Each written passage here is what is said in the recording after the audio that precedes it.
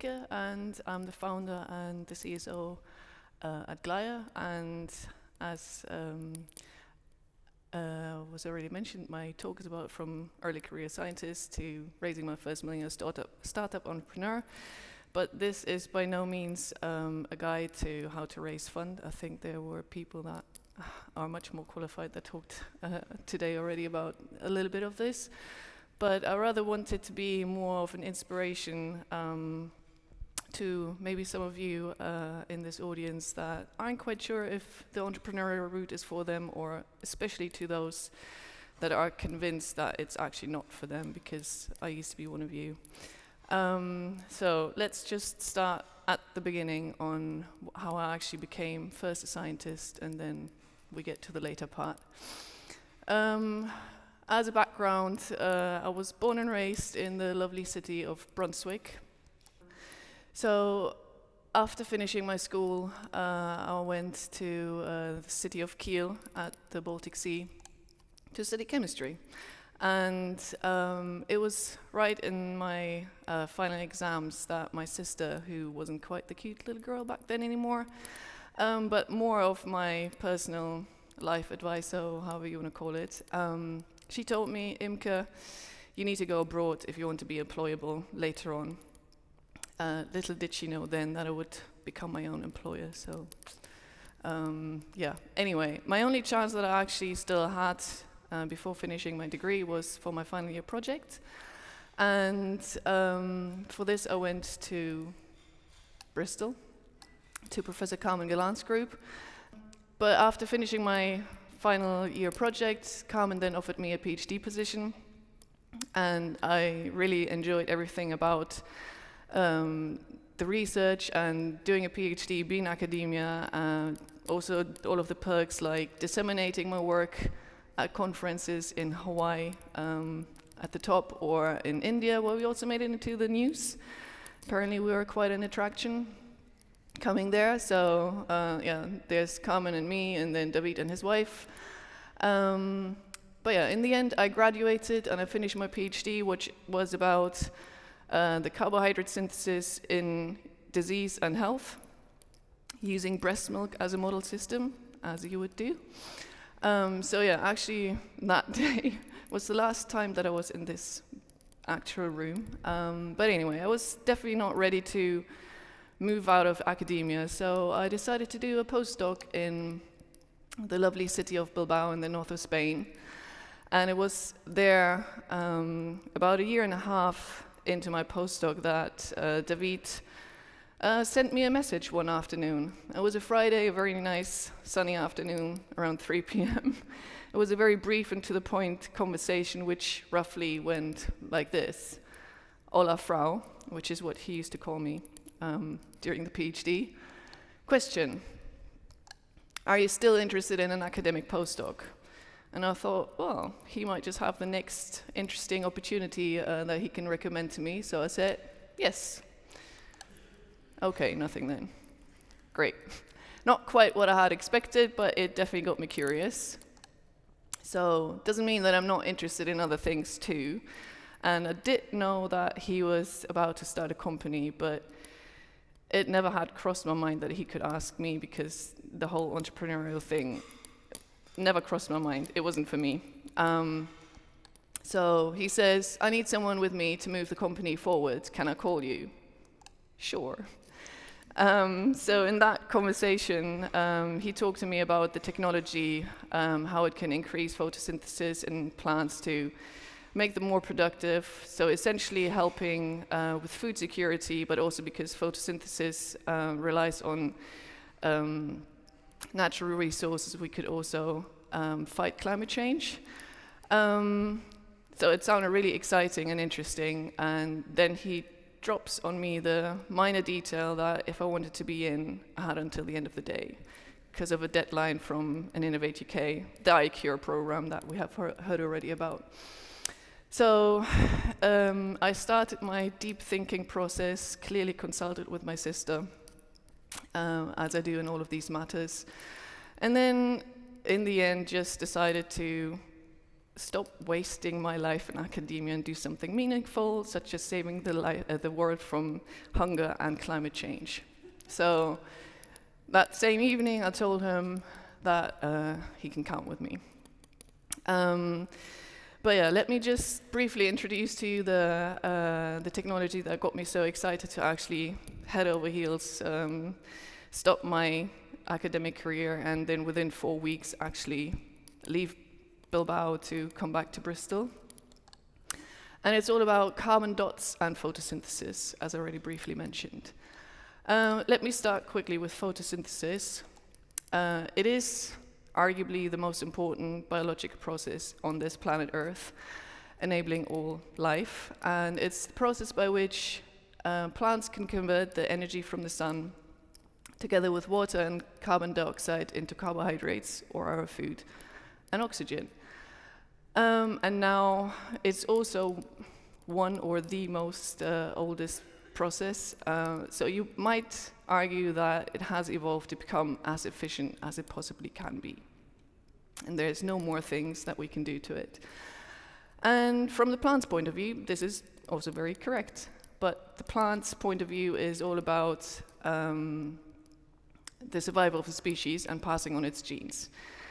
From the human point of view, when we need to feed 7 or 8 billion people, it's only about, on average, 1% efficient. So there's a lot of potential that we can still tap in, and this is where our technology comes into play. So as I mentioned, it's carbon dots, and that's a carbon-based nanomaterial, and we make them from sugar, so we call them sugar dots. The sugar dots have got some important and unique physical properties. For ones, they are completely water soluble, so they are easily absorbed by the plant in order to actually get into the leaves where the photosynthesis is happening.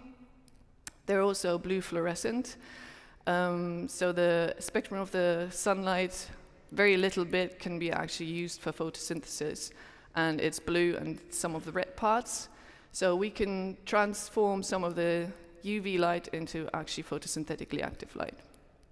And thirdly, they're really good electron acceptors and donors, which means that they can help the electron transport along the photosynthetic cascade.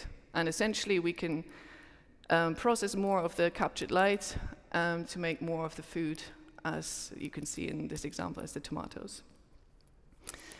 So in order to then commercialize this technology, which has got so much potential, David and I founded Glaia in 2019 with a vision to change the path to our future, to fight climate change by making agriculture more sustainable. And now, 3 years later, I have absolutely no regrets in taking that decision in Bilbao, which was within 5 hours. But let me just briefly tell you how we got to where we are now. And I can pretty much brush over this because other people have already talked about it. QTech helped us. David joined the QTech program, and then also we followed the iCure program from Innovate UK. And we got a little bit of funding from BCAI to get more data on our technology. And from then on, it pretty much is all about accelerators in our case. And the first one that we joined, let me quickly say, not all accelerators are actually useful. So you should be quite picky about which ones to actually join. But the first one for us was Shake Climate Change, which opened for us a lot of doors in the agricultural sector here in the UK.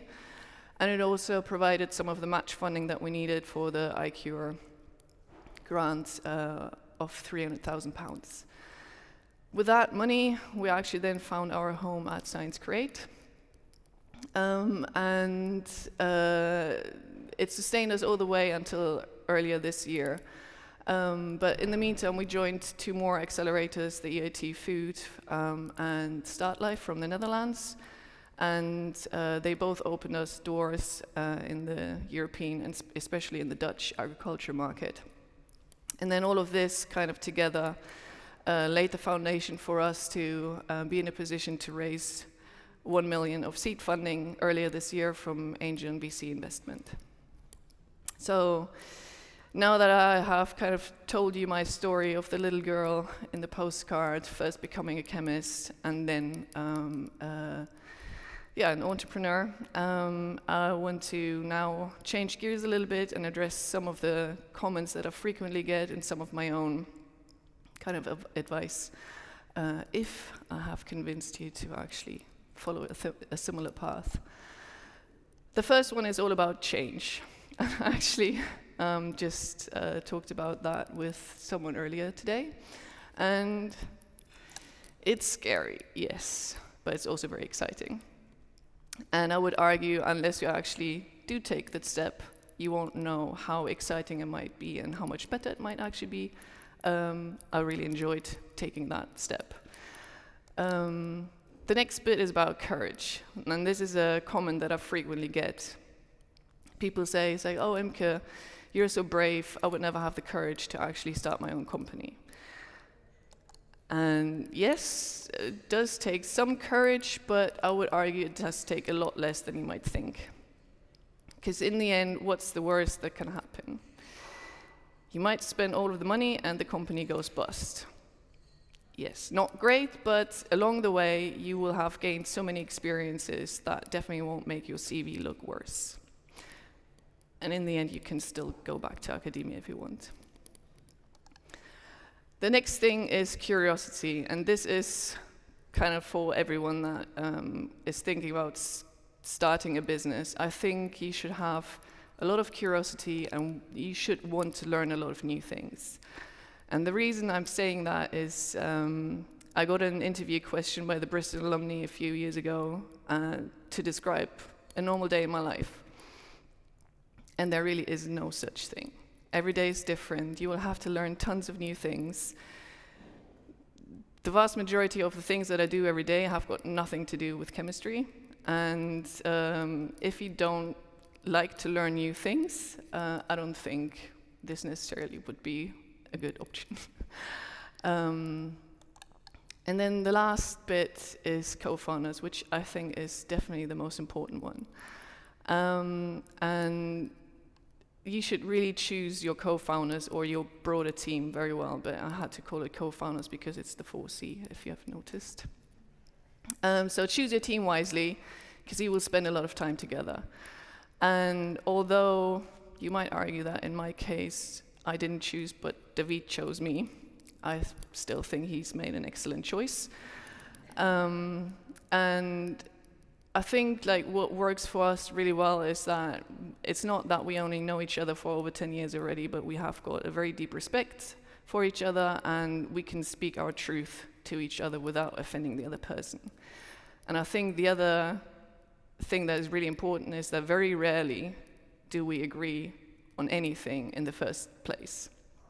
So that means that we have to look at everything from or at least from both angles, and then make an informed decision and actually, not go just with our gut feeling.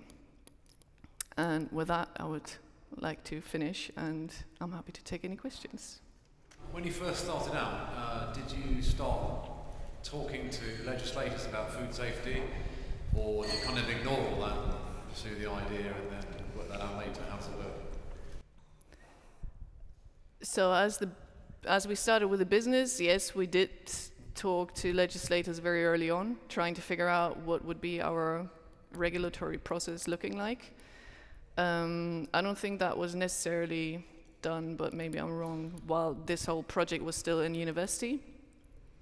It looks like we're lucky that it is a biostimulant, and biostimulants, at least in the UK, currently aren't regulated. It's also our nanomaterial. It sounds like it's something new and scary, but actually that same type of carbon-based nanomaterial is already present in foods and drinks. And it's formed naturally in volcano eruptions or forest fires, so there's nothing really new to it. And so I don't know if that answers your question. Cool. Lily.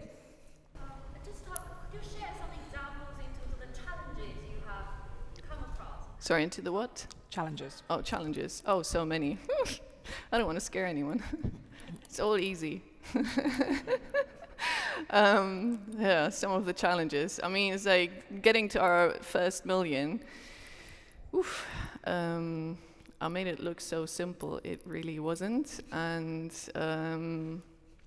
yeah, it took us about almost a year of like intensive conversations with our investors to actually convince them. It's like each one of them had like their own kind of milestone that we needed to reach for them to actually release the money. I mean, we're working with plants. That is a huge challenge in itself, given that they have it's like coming from chemistry, you do an experiment and it's like the next day you have got the results. Then I did a little bit of cell work, and it takes all the way from like growing the cells to getting the results, maybe 2 to 3 weeks. Now we're looking at like 10 months. So that's another challenge in itself. Thank you very much. Let's thank Imke again.